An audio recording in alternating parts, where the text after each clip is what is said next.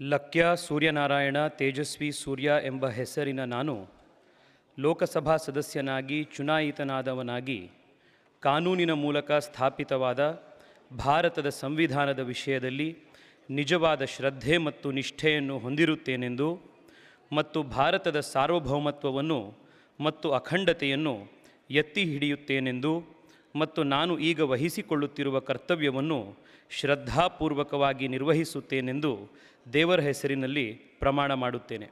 Bharat ಮಾತಾ ಕಿ ಜೈ.